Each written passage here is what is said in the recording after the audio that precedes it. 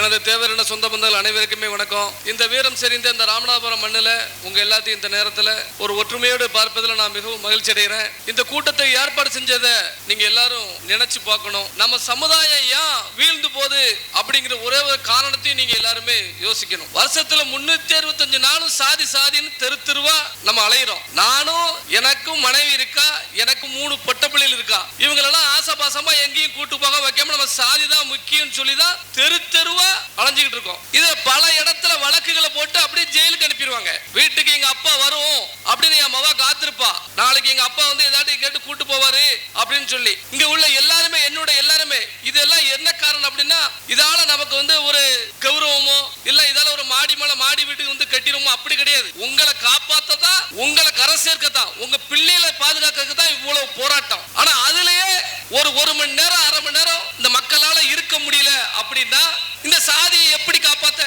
பிற சமுதாய மக்கள் அவங்களுடைய கோரிக்கையை வந்து நிறைவேற்றுறாங்க. ஒரு மாற்று சமூகத்துல ஒருத்தன் செத்து போயிட்டான்னா அவனுடைய உடலை 70 நாட்கள் 80 நாட்கள் வச்சு போராடுறாங்க. ஆணும் பொண்ணும், அதுவும் பெண்கள் தான் அந்த சமுதாயத்துல மாற்று சமூகத்துல 70 நாள வச்சு போராடுறாங்க. வேலை வெட்டிக்கு போகாம அங்கே இருந்து உண்ணாவிரதம் இருக்காங்க. அப்ப அந்த சமூகம் அனைத்து கோரிக்கைகளும் ஜெயிக்குமா? நம்மளால ஒரு மணி நேரம் கூட இருக்க முடியல. அப்ப நம்ம எப்படி ஜெயிப்போம்? அப்ப நம்மளால எப்படி நம்ம பிள்ளைகளை பாதுகாக்க முடியும்? தமிழ்நாட்டுல தேவைமாறு எங்கேயாவது சொல்ல முடியுதா? இல்ல நீங்க பாதிப்பு இல்லாம இருக்கல, அனைவரும் பாதிக்கப்பட்டு தான் இருக்கீங்க. நாட்டை ஆண்ட வம்சம் இன்னைக்கு கொத்த வேலைக்கும் கூலி வேலைக்கும் இன்னைக்கு வந்து அடிமாட்டு வேலைக்கு இன்னைக்கு போய்கிட்டு இருக்கீங்க. அப்ப நம்மள மாத்துனது யாரு?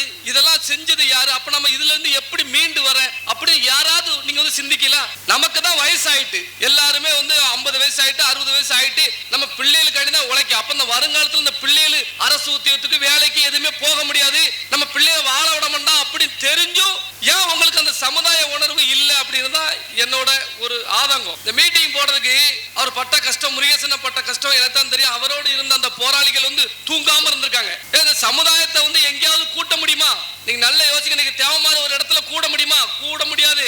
ஏன்னா காவல்துறை தடை விதிக்கும். ஆனா மதுரை உயர் நீதிமன்ற ஹைகோர்ட்ல போய் இந்த ஆர்டர் வாங்கிட்டு வந்து போட்டிருக்கோம். ஹைகோர்ட்ல போய் உங்களை எல்லாம் சந்திக்கணும், இந்த மக்களை கூட்டணும் அப்படின்னு சொல்லி ஹைகோர்ட்ல போய் வாங்கிட்டு வந்துருக்கிறோம். அப்ப நீங்க அதுக்கு ஒத்துழைக்கணும். நீங்க ஒத்துழைக்கணும். நான் வந்து கிட்டத்தட்ட 300 நான் நேரம் மேடைக்கு இங்க வரல.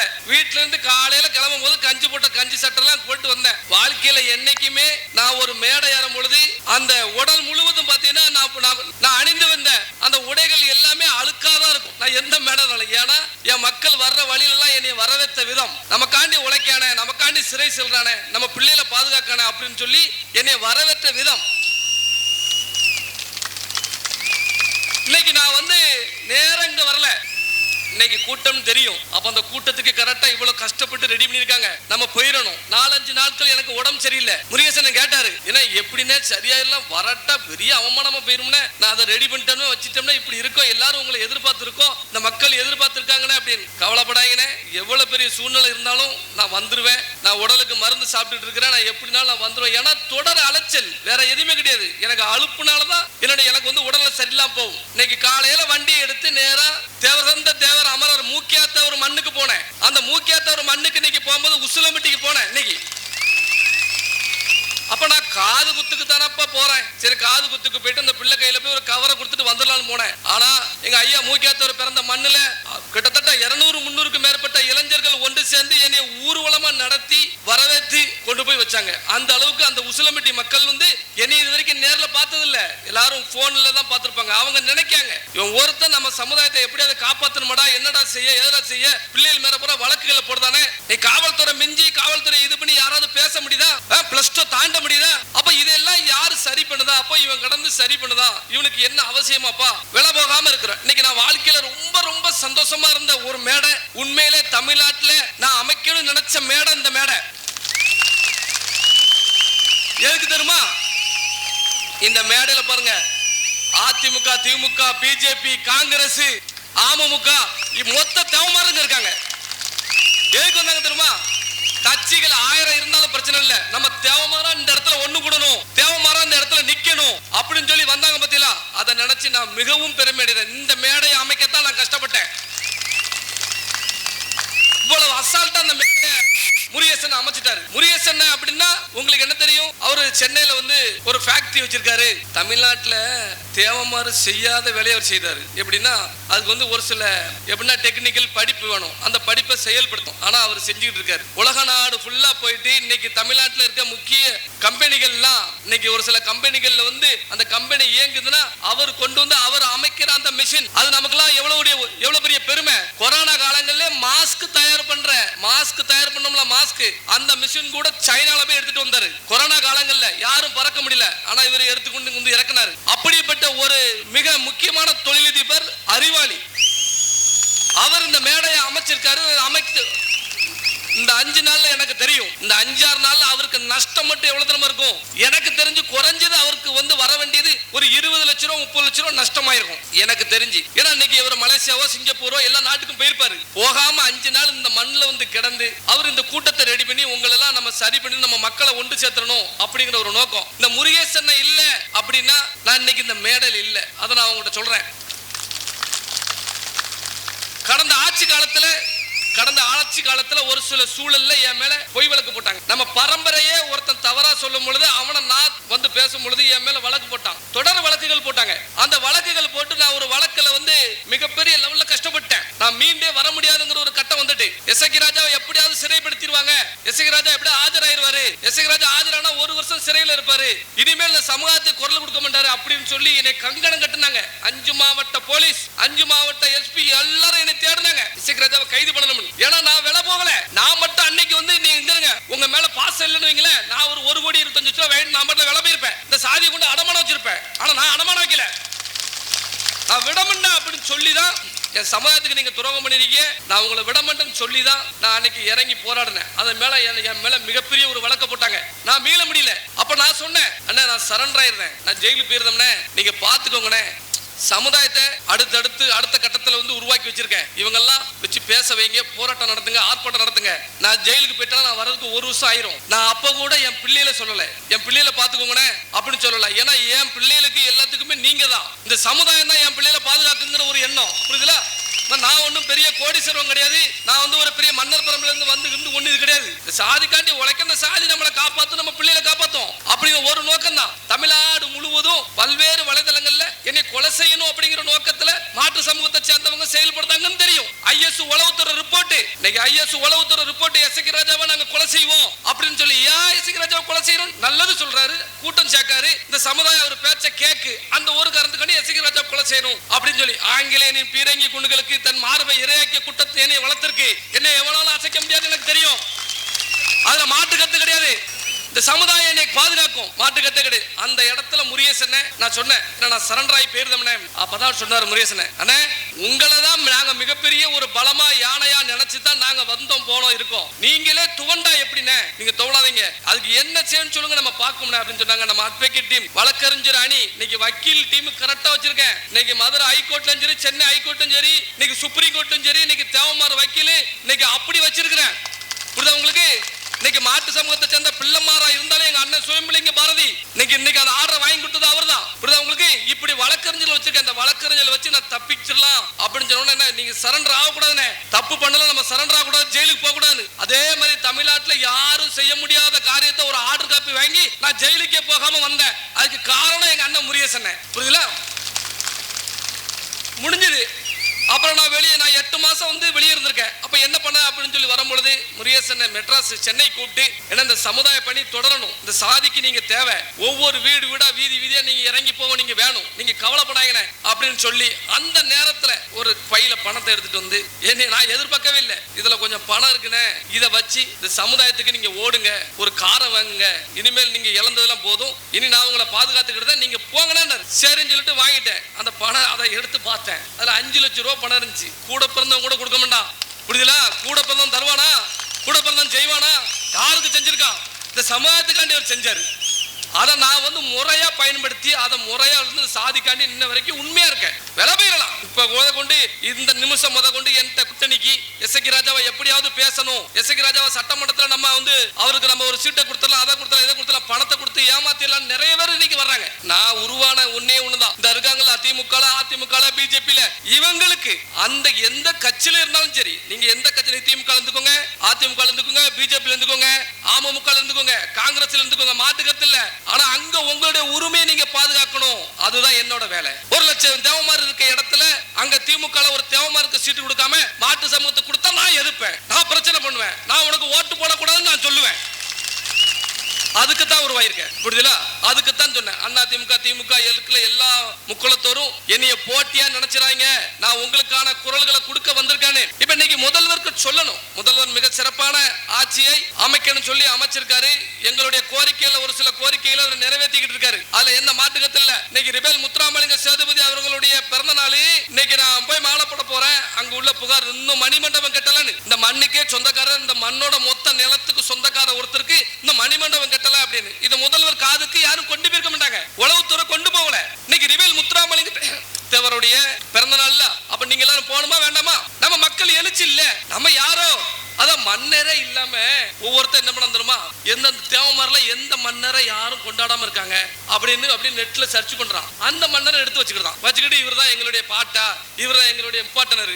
ஏன்னா நம்ம அந்த மன்னரை கொண்டாடுறது இல்ல. ஆனா லைவ்ல வாழ்ந்து லைவ்ல ஆங்கிலேய அடிமையில உடைச்ச அவர் சேதுபதி மன்னரையே நம்ம போய் கும்பிடலையே. இன்னைக்கு ஞாயிற்றுக்கிழமை தானே, நல்லா யோசிங்க. அக்டோபர் 30 தேவர் ஜெயந்திக்கு போற மணிக்கு நீங்க எல்லாரும் போகணும்ல. அப்ப நம்ம என்ன அவரை விட்டுருந்தோம், விட்ட உடனே என்ன ஆச்சு, அரசாங்கத்துக்கு அந்த இது வரல, மக்கள் தான் எழுச்சி இல்லையே, மக்கள் தான் வரலையே அப்படின்னு குறிப்பிட்ட ஒரு 10 பேர் அங்க போய் போடுறாங்கன்னா ஓட்டுக்காண்டி, உங்க ஓட்டுக்காண்டி போய் போடணும் அப்படிங்கிற ஒரு காரணம் தான். அப்ப தன்னெழுச்சா வரணும். இன்னைக்கு பசுமன் முத்துராமலிங்க தேவருடைய நினைவிடத்துக்கு இன்னைக்கு முதல்வர்ல இருந்து வருஷம் எல்லாரும் வராங்க அப்படின்னா அவர் மேல உள்ள பாசத்துல இல்ல, அங்க லட்ச லட்சமா தேவமாறு போய் கூடுதாங்கல்ல, அந்த ஓட்டு வங்கி இது பண்ணி தான் எல்லாரும் வராங்க.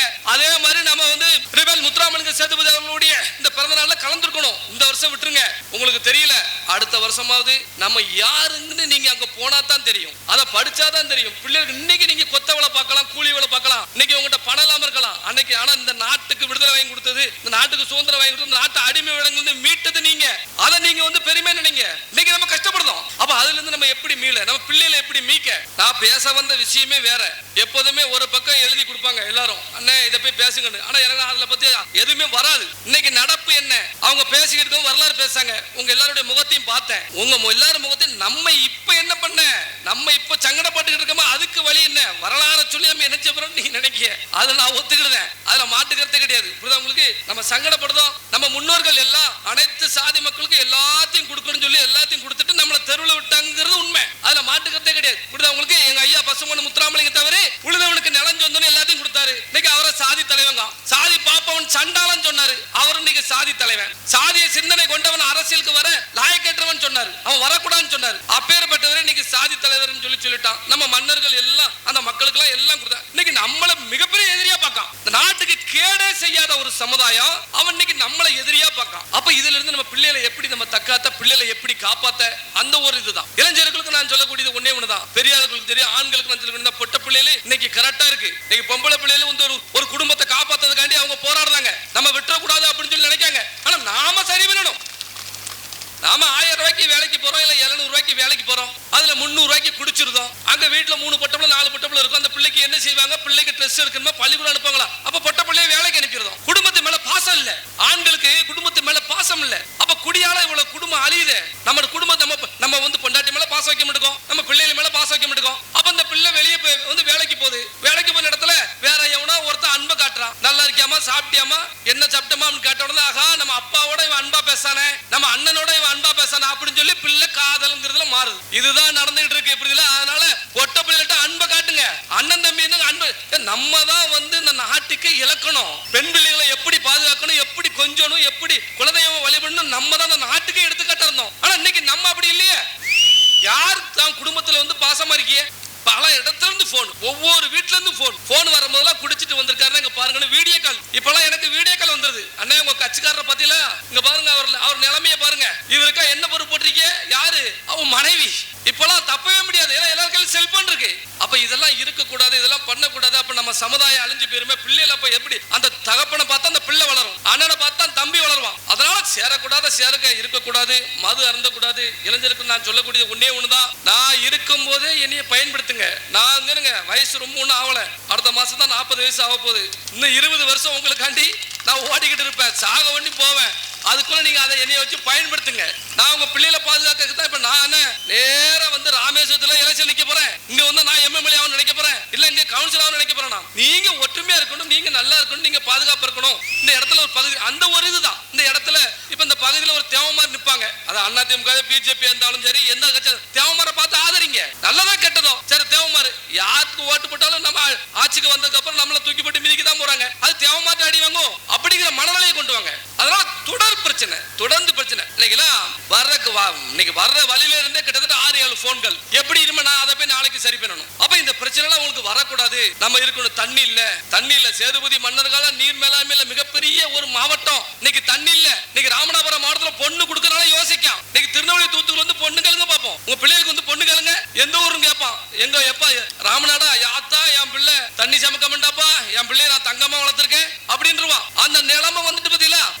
இந்த நாடு பசும் பொண்ணு அப்படின்னா பசும்பொண்ணு மாவட்டம்னா இது பொண்ணு விளைஞ்ச பூமி, தண்ணீர் நிறைஞ்ச பூமி, விவசாய பூமி. இந்த பூமியை அழிச்சிட்டான். உண்மையிலே பசும்பொன் முத்துராமலிங்கத்தவர் மேலையும் சேதுபதி மன்னர்கள் மீதும் அரசாங்கத்துக்கு அக்கறை இருந்துச்சுன்னா இந்த பூமியை வளமாக்கி இருப்பாங்க. உங்களுக்கு இன்னும் காஞ்ச பூமியை வச்சிருக்க மாட்டாங்க. அப்ப உங்களுக்கு கவலை வேணும், உங்களுக்கு தான் கவலை வேணும். தண்ணி இல்லையே நம்ம இப்படி போயிருவோம், நம்ம பேர பிள்ளைகள் நினைச்சு போராடணும். போராட்டத்துக்கு ரோட்டுக்கு வரணும். மக்கள் ஒண்ணு கூடணும். ஒண்ணு கூடனா தான் நம்மளுடைய கோரிக்கைகள் நிறைவேறும். நம்மள இன்னைக்கு ஒண்ணு கூட கூடாதுன்னு சொல்லி நம்மள வறுமையில வச்சிருக்காங்க. புரியுதா? நாளைக்கு வேலைக்கு போடலாம், இன்னைக்கு மகளிர் குழு கட்ட முடியாது. ஒரு நாள் வேலைக்கு போடலாம், குழு கட்ட முடியாது. வீட்டுல அடுப்பு வந்து பதங்க முடியாது, சிட்டை கட்ட முடியாது. இப்படி சூழ்நிலையில நம்மள வச்சுட்டாங்க. அப்பதான் நம்ம ஒண்ணு கூட மாட்டோம்னு சொல்லி எப்பேற்பட்ட ஒரு போர் புரிஞ்ச வம்சம் அந்த நாட்டுக்காண்டிங்க. எண்ணற்ற உசுரை கொடுத்தது நம்ம. இந்த நாடு நல்லா இருக்கிறதுக்காண்டி நம்ம எத்தனை உயிரை விட்டுருக்கோம், எத்தனை விதவைகள். இன்னைக்கு அதெல்லாம் தாண்டி இன்னைக்கு வந்து இளைஞர்கள் பாளையங்கோட்டை சிறை, கடலூர் சிறை, இன்னைக்கு வந்து சிறைச்சாலைக்கு போறத பெருமையா நினைக்கும். யாரு? நம்ம இளைஞர்கள். அது தவறு. சிறை கட்டியது நமக்கு தான். அது வெள்ளக்காரனா நம்ம வந்து அடக்க முடியல வெள்ளக்காரனால. அப்ப நம்மள அடக்கிறதுக்காண்டி ஜெயிலு கட்டுறது நமக்கு தான். மாட்டு கட்டே இல்ல. இப்ப கிடையாது. இப்ப ரோட்ல சண்டையை போட்டுட்டு தண்ணி அடிச்சிட்டு வந்து வம்பு எடுத்துட்டு ஜெயிலுக்கு போவோம். இப்ப கட்டல ஜெயிலு. அதான் எல்லாரும் நீங்க யோசிக்கணும். இளைஞர்கள் கஞ்சா மது போதிலிருந்து விடுபடணும். இந்த ஏரியா பகுதியில நல்லா ஆகணும். அத்தனை பேரும் சொல்றாங்க. இந்த ஏரியா பத்தி நான் விசாரிச்சேன். நிறைய இளைஞர்கள் கெட்டு போயிட்டாமனே, எல்லாம் கஞ்சா அடிக்காமனு. உன் தாய் மேலையும் அக்கா தங்கச்சி மேல பாசம் இருக்கா இல்லாதவன் தான் இப்படி குடிப்பான், இப்படி கஞ்சாக்கு போவான். அதை நீங்க நினைக்கணும். தேவர் மீது பட்டு இருக்கு, இந்த இனத்தின் மீது பாசம் இருக்குன்னா நீ குடிக்க மாட்ட. நீ குடிய நிப்பாட்டணும். நீ குடிச்சிட்டு நான் வந்து சாதியை காப்பாத்த போறோம்னா அதெல்லாம் ஒண்ணும் காப்பாற்ற முடியாது. புரியுதா? உன்னையால சாதி கட்டு போயிரும், சாதி அழிஞ்சிரும். அதனால அக்கா தங்கச்சி மேல பாசம் வச்சவன் குடிக்க மாட்டான்பா. தாய் மேல பாசம் வச்சவன் குடிக்க மாட்டான். இந்த சமூகத்தின் மேல பாசம் வச்சவன் குடிக்க மாட்டான். இப்ப நிறைய தேவமாரி குடிக்காங்க. அவன் இன்னைக்கு செட்டில் ஆயிட்டாங்க. நல்ல செட்டில் எந்த பாதிப்பும் இல்ல. அவன் குடிப்பான். அதை பார்த்து நீ குடிப்பியா? இதை செய்யாத. வீரம் போயிட்டு, இந்த மண்ணோட வீரம் போயிட்டு, இந்த மனிதனுடைய வீரம் போயிட்டு, நம்மளுடைய வீரம் போச்ச காரணமே குடிதான். ஒரு காலத்துல 10 பேர் வந்தாலும் சமாளிப்பான் தேவமாறு. அப்படி இருந்த தேவமாறு இன்னைக்கு முடியாது. ஏன்னா குடி. அப்ப வீரம் போயிட்டு, மானம் போயிட்டு, மரியாதை இல்ல. இதெல்லாம் தேவையா நமக்கு? நம்மள கிண்டல் பண்றான், கேலி பண்றான், நக்கல் பண்றான். நம்ம பிள்ளைகள் அசிங்கப்படுது. எங்க அப்பா என்ன உங்க அப்பா அந்த ரோட்ல கிடக்காம அப்படின்னு சொல்லும் போது அந்த பொட்பிள்ளைக்கு மனசு எப்படி தெரியுமா இருக்கும்? அந்த பொண்டாட்டிக்கு எப்படி தெரியுமா இருக்கும்? தாய்க்கு எப்படி தெரியுமா இருக்கும்? அதை எல்லாரும் நினைங்க. புரியுதா உங்களுக்கு? நீங்க நல்லா ஆவணுக்கு தான் நாங்க இங்க வந்திருக்கோம். தெருவா அலைஞ்சிட்டு இருக்கேன். இன்னும் பேசுவேன். தெருவா அலைத்தான் செய்வேன். அதுல மாட்டுக்கத்தே கிடையாது. அரசாங்கத்துக்கு நான் கோரிக்கை வைப்பேன். அண்ணா பிஜேபி இருந்து சொன்னாப்ல, இன்னைக்கு பிஜேபி இருந்து நிறைய பேர் எனக்கு தொடர்புல இருக்காங்க. அப்ப பிஜேபி இருந்து பேசும்போது நாங்க நல்லதானப்பா ஆட்சி புரிஞ்சுக்கிட்டு இருக்கோம். இசைக்கு எங்க கூட நீங்க வந்து அண்டர்ஸ்டாண்டிங் வர மாட்டீங்கல அப்படின்னு சொல்லி, மதத்தை காப்பாற்றணும், கோயிலை காப்பாற்றணும், நீங்க எங்கிட்ட வரணும் அப்படின்னு சொன்னாங்க. அப்ப நான் சொன்னேன், ஆனா இந்த நாட்டுக்காகவும் நாட்டு மதத்துக்காண்டி கோயிலுக்காண்டி பல முறை ஜெயிலுக்கு போயிட்டேன். உங்களுக்கு கூட மத வழக்கு இருக்காது, ஆனா எனக்கு மத வழக்கு இருக்கு. இது உணர்வு ரத்தம். தேவமர பிறந்தவன் கோயிலை காப்பாத்துவான், இந்த மக்களை காப்பாத்துவான். அதுல எந்த மாட்டு கத்தும் கிடையாது. இந்த நாட்டு மக்களை காப்பாத்ததான் நம்மளை படைச்சிருக்கான் இறைவன் அப்படின்னு நான் சொல்லுவேன். புரியுதா உங்களுக்கு? இந்த நாட்டை நம்ம தான் காப்பாத்தணும். அதுல எந்த மாட்டு கத்தும் இல்ல. அப்ப நான் சொன்னேன், 13 வருஷமா பிஜேபி ஆட்சி அங்க இருக்குன்னு, இது வரைக்கும் மத்திய மந்திரியாவோ நியமன எம்பியாவோ ஒரு கவர்னராவோ கொண்டு தேவமார ஆக்கலையே. அது எனக்கு வருத்தமா இருக்கு அப்படின்னு. அண்ணா தமிழ்நாட்டுல ஆட்சி பிடிச்சிட்டு நாங்க உங்களுக்கு கொடுத்துருவோம். அண்ணன தமிழ்நாட்டுல ஆட்சி பிடிக்க லேட் ஆகும். அப்பதான் திமுக கொடுக்க மந்திரி பதவி, அதிமுக கொடுக்க மந்திரி பதவின்னு அப்படின்னு சொல்லி சொன்ன. ஏன் அப்பவும் பாருங்க, இவங்களுக்கான உரிமை தான் கேட்க. நான் இந்த மேடையில பேசிட்டு போறதை கேட்டு ஏற்கனவே நான் ஒரு மேடையில பேசியிருந்தேன். இப்போ கிட்டத்தட்ட 20 நாளுக்கு முன்னகுட்டி பிஜேபி பத்தி இன்னைக்கு மத்திய அரசு வழக்கறிஞர் நியமிச்சிருக்காங்களாம். அதுல 20 பேர் தேவமாறு அப்படின்னு நினைச்ச உடனே பெருமைப்பட்டேன். ரைட்டு, அப்ப நம்ம பேசுறது கேக்கு. இப்ப இதுல பிஜேபி இருந்து இருக்காங்க. நாளைக்கு இவங்களுக்கு ஒரு பதவி கொடுக்கட்டுமே, அதிகார பதவி கொடுக்கணும், அதிகாரம் வேணும். அது அதுக்காண்டி தான் நான் சொல்லுவேன், திமுக இருந்துக்கோங்க, அதிமுக இருந்துக்கோங்க, எங்கனாலும் இருந்துக்கோங்க, உங்களுக்காண்டி நான் குரல் கொடுக்க. நீங்க பேச முடியாது. ராமநாதபுரம் மாவட்டத்தில் அவர் காதர் பாசா முத்துராமலிங்கன் அவர்களுக்கு இன்னும் மந்திரி பதவி கொடுக்கல. ஏன் கொடுக்கல நான் தான் கேட்க முடியும், நான் தான் பேச முடியும். அவர் பேச முடியுமா சொல்லுங்க? கொடுக்க மாட்டாங்க. முதல்வருக்கு அந்த எண்ணம் இருந்தாலுமே ஒரு சில கும்பல் இருக்கு மேல நம்ம சமாஜத்தை கெடுக்கணும்னு, இந்த சாதி அரசியலுக்கு வரக்கூடாதுன்னு சொல்லி, அரசியல் அதிகாரத்தில் அழிக்கணும்னு சொல்லி அந்த கும்பல் புறம் சேர்ந்து செயல்படும். நான் முதல்வருக்கு லெட்டர் கடிதம் எழுதிக்கிட்டே இருப்பேன். ஐயா இந்த மாதிரி விஷயம், நம்ம நேத்து ஒரு தேவர் சமாஜத்தை சேர்ந்த ஒரு காவலரை அடிச்சு கொள்றான், ஒரு தேவமார கொன்னுட்டான். சரி, அதுக்கு நம்ம போராடம் நினைக்கும் பொழுது என்கவுண்டர் பண்ணிட்டாங்க குற்றவாளிய. திருநெல்வேலியில் ஒரு போலீஸ்காரர் செத்துட்டாரு. ஒரு காவலர் தாம் பெத்த மகா 10ஆம் கிளாஸ் பரீட்சை எழுத போறா, எப்ப நீ நாளைக்கு காலைல வந்துருவியா? நான் வந்துருதமா அப்படின்னு சொல்லி அந்த காவலர் அங்க இருந்து பைக்ல வரும்போது ஆக்சிடென்ட்ல செத்து போயிட்டாரு. அவர் தேவமாரு.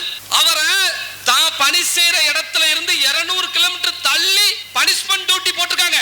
மனிதாபிமானம் இல்லாம உயர் அதிகாரிகள், அந்த மனிதாபிமானம் இல்லாத உயர் அதிகாரிகள் தான் அந்த காவலர் செத்தது. அதான் பொண்டாட்டி பிள்ளை எந்த இடத்துல அந்த இடத்துல பணிப்படணும், அவர் தப்பு செஞ்சாருன்னு சொல்லி பனிஷ்மெண்ட் சொல்லி தூக்கி போட்டு அவர் அங்க இருந்து டியூட்டி பார்த்து வரும்போது செத்து போயிட்டார். இதெல்லாம் யாரு கேப்பா? அவர் செத்த உடனே ஒரு 21 குண்டு டம்மு. இது பெருமையா? அந்த குடும்பம் போச்சுல்ல, அந்த பெத்த மகா அந்த பிள்ளை போச்சுல்ல, அந்த பிள்ளை 10ஆம் கிளாஸ் பரீட்சை எழுத நம்ம இதுன்னு சொல்லிட்டோம்னா அந்த பிள்ளை எழுத போவாதுன்னு சொல்லி அப்பா வந்துருவாருமா, நைட் டியூட்டி ஆகி போச்சு, வெயிட் பண்ணுமா அப்படின்னு சொல்லி பிள்ளை பரீட்சை எழுதிட்டு வந்திருக்கு. இதை கேட்கும் போது நெஞ்சு பதறிச்சு தெரியுமா? நானும் பொட்ட பிள்ளைய பெத்தவன் தான். எத்தனை இடத்துல பொட்ட பிள்ளை வாழ்க்கை இன்னைக்கு சீரழிச்சுட்டான் தெரியுமா? காதல்ங்கிற போர்வில நாடக காதல்ங்கிற போர்வில ஒரு கும்பல் செயல்பட்டு இருக்கு. நம்ம ஆளுக்க பொட்ட பிள்ளைகளுக்கு வந்து கை வைக்கணும்னு இன்ஸ்டாகிராம்ல நம்ம ஆளுக்க பொட்ட பிள்ளைகளுக்கு நான் தேவமாறுன்னு சொல்லி தான் உள்ள வர்றான். மனசை மாத்திட்டு அதுக்கப்புறம் அவன் அந்த ஜாதி இல்லைன்னு தெரிஞ்சது அப்படின்னா நம்ம பிள்ளைய கொல்றான். நம்ம பிள்ளை நான் காதலிக்க மாட்டேன்னு சொல்லி. இப்ப நீங்க பார்த்திருப்பீங்க எல்லா டிவிலையும் சிறுவைகுண்டத்துல ஒரு நிகழ்ச்சி நடக்கு, ஒரு நிகழ்வு நடக்கு. சிறுவைகுண்டத்துல ஒரு தேவமாறு பொட்ட பிள்ளை 11ஆம் கிளாஸ் படிக்க பிள்ளை பள்ளிக்கூடத்துக்கு பரீட்சை எழுத போறான். ஆனா 20 வீடு இருக்கிற ஒரு மாற்று சமுதாயம், ஒரு பட்டியல் சமுதாயத்தை சேர்ந்த ஒரு சிறுவன், 11ஆம் கிளாஸ் படிக்க சிறுவன். நல்ல கேளுங்க, நீங்க இதெல்லாம் நல்ல கேளுங்க. 1.5 லட்சம் தேவமாறு இருக்கும். எங்க இருக்கும்? சிறுவண்டம் பகுதியில 1.5 லட்சம் பேர் நம்ம இருக்கோம். நம்மளை யாராலையும் அசைக்க முடியாது. அப்பேற்பட்ட இடத்துல 20 வீடு இருக்கக்கூடிய பட்டியல் சமூகத்தை சேர்ந்த ஒருவன் நான் இந்த பிள்ளையை காதலிக்க அப்படின்னு போன் நம்பர் தான் அப்படின்னு சொல்லி பின்னாடி அலைஞ்சிருக்கான். தகப்பன் போய் சொல்றான், என்னடா உன் மகனுக்கு என்னடா ஆவாத நேரமாடா, என்னடா என் பிள்ளை படிக்க பிள்ளைய போய் இந்த மாதிரி சொல்லிக்கணும். ஐயா பாண்டியன், இனிமேல் அப்படி நடக்காது பாண்டியன், என் பிள்ளை பண்ணு தப்புதான் சொல்லிட்டான். மறுநாளும் போறான். அதை பொறுத்து கொள்ள முடியாம, எப்படி பொறுத்துக்கிடுவான்? பொறுத்துக்கிட முடியாம அந்த பிள்ளையோட அண்ணன் தம்பி என்ன பண்ணிட்டான்? அறுவாள் எடுத்துட்டான். உனக்கு எப்படி அந்த தைரியம் வந்துச்சுன்னு சொல்லி இப்ப என்ன பண்றான்? அவனுக்கு மெட்ராஸ்ல இருந்து போகணும். நீ எப்படி சொல்லணும்? நீ பேட்டி கொடுக்கும் பொழுது எப்படி பேட்டி கொடுக்கணும்? கபடி போட்டி என் மகன் அழகா விளையாடுவான், கபடி போட்டில என் மகனை யாரும் மிஞ்ச முடியாது.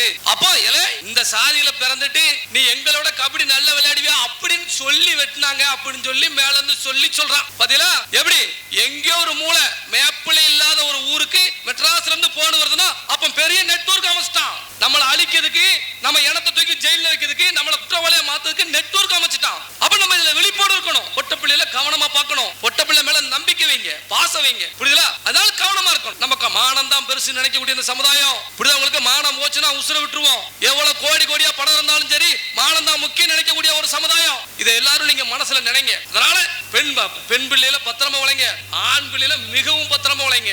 இன்னைக்கு ஒரு வேலையில போற ஓனான வீட்டுக்குள்ள தூக்கி விட்ட மணிக்கு ரோட்ல வம்பு இழுத்துட்டு வந்துடுறான். அவன் நினைக்க மாட்டேங்கான், வீட்டுல தாய் இருக்கால தம்பி இருக்கால, நம்ம ரோட்ல சண்டை போடுறோமே, அப்புறம் வீட்டுக்கு போலீஸ் போமே, நம்ம மரியாதையோட இருக்கமே, நம்ம அம்மாவை பார்த்து வெளியே வா அப்படின்னு சொல்லி கேட்பானே, அதுல வேற சாதியை சேர்ந்த போலீஸ் இருப்பானே, நம்மளை பார்த்த உடனே அவனுக்கு பிடிக்காது. நம்மளை பார்த்த உடனே வீட்டுல தேவர் பணம் கிடக்கு, இதை பார்த்த உடனே அவனுக்கு பிடிக்காது. பிடிக்காம வெளியே வா அப்படிமா, ஏட்டிமா, இல்லைன்னா கொஞ்சம் அசிங்கமான வார்த்தைகளை விடுவான். அப்ப நம்ம தாங்குவோமா? அப்ப இதுக்கு காரணம் யாரு? நம்ம ஆம்பளை பையன். அப்ப பிள்ளைகள் கரெக்டா பள்ளிக்கூடம் போச்சா 7-8 மணிக்கு பிள்ளையை தேடுங்க. எங்க இருக்க? இல்ல நான் வந்துருவேன். நீங்க உட்கார்ந்து நாடகம் பார்த்துக்கிட்டு இருந்தீங்களே, பிள்ளை அங்க சோழி முடிஞ்சு போயிடும். புரியுதுல? இப்படிதான் அங்க நடக்கு. அதனால பிள்ளைகளுக்கு ஆம்பளை பையனோட கரெக்டா வளைங்க. அவன் வாயை ஊதி பாருங்க, அவன் குடிக்கானா, பீடி அடிக்கானா, சிகரெட் அடிக்கானா, கஞ்சா அடிக்கானா, யாரு கூட சேர்தான் பாருங்க. இல்லன்னு வைங்களேன், உங்க வாழ்க்கை நீங்க படுற கஷ்டம் வம்பா போயிடும். புரியுதுல? மானத்தோட வாழணும்னா பிள்ளைகளை நம்ம ஒழுங்கா வளர்க்கணும். ஆம்பளை பிள்ளை வளர்க்கணும், பொம்பளை பிள்ளை வளர்க்கணும். இன்னும் வருங்காலத்துல பாருங்க, எனக்கெல்லாம் ஒரே ஒரு இந்த இளைஞர்கள் மீது உள்ள நம்பிக்கை கொஞ்சம் கொஞ்சமா போய்கிட்டு இருக்கு. ஏன்னா வருங்காலத்துல பெண் பிள்ளைகள் தான் இந்த சமுதாயத்தை காப்பாற்ற போகுது. புரியுதா உங்களுக்கு? அதுல எந்த மாட்டுக்கத்து இல்ல. இந்த சமூகத்துல பிறந்த பெண் பிள்ளைகள் கலெக்டர் ஆகுவா, ஐபிஎஸ் ஆகுவா, நீதிபதி ஆகுவா. அவன் என்னைய காப்பாத்துவா, எங்களை காப்பாத்துவாங்கிற ஒரு நம்பிக்கை இருக்கு. நீங்க ஐபிஎஸ் ஆக முடிய, நீங்க வந்து டிபார்ட்மெண்ட் போக முடியும், அந்த அளவுக்கு நீங்க வீக்னஸ் ஆகிட்டு இருக்கீங்க. இதெல்லாம் நான் அப்படிலாம் கிடையாதுன்னா நான் ஆயிரோம்னே அப்படின்னு சொன்னா உடற்பயிற்சி செய்யுங்க. தாயிட்ட வந்து பணம் கைக்கலாம், வெயிட் வாங்கணும், ஜிம் பொருள் வாங்கிட்டாமா ஒரு 2000 கொடுமா அப்படின்னு சொல்லி உடலை தடப்படுத்துறதுக்கு வந்து விளையாடுங்க. இல்ல என்கிட்ட இல்லனே அப்படின்னு சொல்லுங்க. உங்க ஊருக்கு என்ன செய்யணும்னு சொல்லுங்க. விளையாட்டு பொருள் நான் வாங்கி போடுறேன். விளையாண்டு உடம்பேத்துங்க, ஸ்போர்ட்ஸுக்கு போங்க. நம்மளை பார்த்தாலே தெரியணும் தேவமாரு இவன் கிட்ட போனாது. அப்படிதான் இதுதான் சமத்த கம்பெனி. அருவா தூக்கி இந்த சாதியை காப்பாற்ற முடியாங்க எனக்கு தெரியும். அதிகாரி ஆனா மட்டும் அந்த காப்பாற்ற முடியும். உங்களுக்கு ஒரு காலத்துல அரசனா இருந்தோம், நம்ம ஆண்டோம், அதுல எந்த மாட்டுக்கத்தும் இல்ல. இன்னைக்கு அதிகாரிகள் தான் நாட்டு ஆளுதான். அப்ப நம்ம அதிகாரியா மாறணுமா வேண்டாமா அப்படின்னு நினைக்கணும். புரியுதுல? குற்றவாளி நான் எப்பவும் சொல்றதுதான், காவல் நிலையத்துக்கு போகிறவன் ஒரு காவலரவோ காவல் அதிகாரியா போ, குற்றவாளியா போகாத. நீதிமன்றத்துக்கு போக ஒரு நீதிபதியாக வக்கீலாக போ, குற்றவாளியா போகாத. இதத்தான் நான் ஊரா சொல்லிட்டு இருக்கிறேன். இந்த மாதிரி மாறு. இன்னைக்கு தமிழ்நாட்டுல நம்ம ஆளுக்க கிட்டத்தட்ட 17-18 பேர் இன்னைக்கு நீதிபதியா வந்திருக்காங்க. நீதிபதி பாஸ் ஆயிருக்குவோ, அதுல பொட்ட பிள்ளை 8 பிள்ளைகள். இதெல்லாம் பார்க்கும்போது எவ்வளவு சந்தோஷமா இருக்கு. அண்ணா நான் நீதிபதி ஆயிட்டேன்னு சொல்லும் பொழுது அவ்வளவு மகிழ்ச்சி. சரிமா இனிமே எனக்கு போர் அடிச்சிடாத, ஏன்னா அதையும் கெடுக்கிறதுக்கு தான் அங்க இருக்கானே. தேவமாரு கூட பேசுறாங்க அம்மா. புரியுதா? நம்ம சமாஜத்தை சேர்ந்த அதிகாரிகள் இன்னைக்கு பணி செய்ய முடியல. அதுதான் உண்மை. நீங்க தேவமாரு தெரிஞ்சுக்கிட்டா அந்த இன்ஸ்பெக்டர் யாருப்பா? அவன் தேவமாரு. அப்ப உடனே தேவமாருக்கு சப்போர்ட் பண்ணிட்டான். தமிழ்நாட்டிலே பணியை நேர்மையா செய்யக்கூடிய ஒரு இடம் அப்படின்னா அது தேவரணும் தான். காக்கி சட்டையை போட்டுட்டு கடமை தவறாம செய்வான் தேவமாரு. புரியுதா? யாருக்கு வந்து பறிஞ்சு போக மாட்டான். நான் பார்த்துட்டு தான் இருக்கிறேன். சாதி பற்றுலாம் அப்படிலாம் கிடையாது அவங்களுக்கு. ஆனா பிற சமூகத்தை சேர்ந்த ஒரு சில அதிகாரிகள் இதை செய்யறாங்க. அதனால என் சாதியில பிறந்து நீக்கி இதெல்லாம் நான் வந்து தட்டி கேட்கணும். போலீஸ் ஆகி வேலை பார்க்க முடியல, கவர்மெண்ட் வேலை பார்க்க முடியல, இதெல்லாம் நான் தடுக்கணும். அதுக்கு தான் நான் ஊரா போய்கிட்டு இருக்கிறேன். இளைஞர்களை சரி பண்ணிட்டு இருக்கேன். அதனால எங்களுக்கு ஆதரவு கொடுங்க. கண்டிப்பான முறையில ரெபேல் முத்துராமலிங்க சேதுபதி அவர்களுக்கு மணிமண்டபம் கட்டணும். ராமநாதபுரம் மாவட்டத்தில் கட்டக்கூடிய அந்த புதிய பேருந்து நிலையத்துக்கு அவருடைய பேரை வைக்கணும். அதுபோல் அவருடைய வரலாற்றை அழிக்க நினைச்சீங்கன்னா இது ராமநாடு மாவட்டம் தொடர் போராட்டமா இருக்கும். அதுல மாட்டுக்கத்தில் இல்ல. அந்த போராட்டத்துல கட்சி சார்பு இல்லாம இதே கூட்டம் மக்களா ஒண்ணு திரண்டு வருவோம். அரசாங்கத்துக்கு நாங்க குரல் கொடுப்போம் அப்படின்னு நான் சொல்றேன். ஏழேழு ஜம்மத்துக்கும் உண்மையில இந்த பிறவி இதோட இனிமேல் தேவமாரா நம்ம வந்து பிறக்கமோ தெரியாது. இந்த சாதியில பிறந்துட்டோம். இந்த பிறவில நம்ம எல்லாரும் ஒற்றுமையா இருக்கோம். நீங்க எல்லாம் ஒற்றுமையா இருங்க. உங்களுடைய ஒற்றுமை தான் என்னையும் காப்பாத்தும், இந்த சமாஜத்தையும் காப்பாத்தும். உங்களுக்கு ஒண்ணுனா நான் எந்த நேரத்துல எப்பனாலும் நான் வருவேன். அதுல மாட்டுக்கத்துல உங்க பிள்ளைகளை விட்டுற மாட்டேன். இப்படிலாம் சொல்லிட்டு போக மாட்டேன். நான் சொல்லிட்டு வந்து போகக்கூடிய ஆள் கிடையாது. காவல்துறையும் பொய் வழக்கு போடுது, இளைஞர்களை மடக்கிறா அப்படின்னா காவல்துறையும் விட மாட்டேன்.